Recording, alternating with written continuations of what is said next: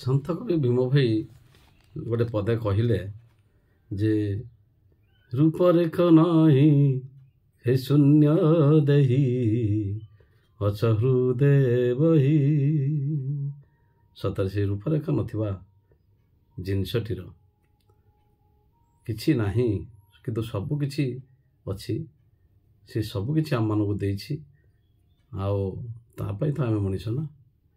ସତରେ ତା ପାଇଁ ପୁଣି ଆଉ ଜଣେ କବି ଲେଖିଗଲେ କ'ଣ ଦେଖନ୍ତୁ।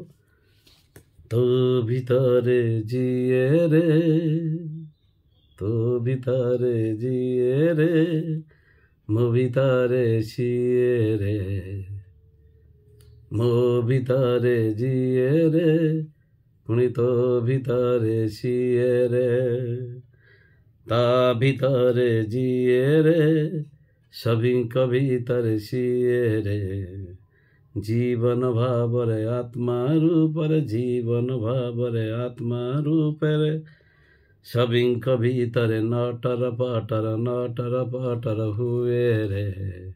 ସତରେ ସେ ଆମ ଭିତରେ ନଟର ପଟର ହେଉଥିବାରୁ ଆମେ ବଞ୍ଚିଛନ୍ତି, ମଣିଷଟିଏ ବୋଲାଉଛନ୍ତି, ଜୀବଟିଏ ବୋଲାଉଛନ୍ତି। ଯେତେ ଜୀବ, ଯେତେ ଶରୀର, ଯେତେ ପ୍ରକାର ଶରୀର ନଟର ପଟର ହୁଏ ବା ଚାଲେ ଚଳତକ୍ଷମ ହୁଏ, ତାରି ପାଇଁ ନା।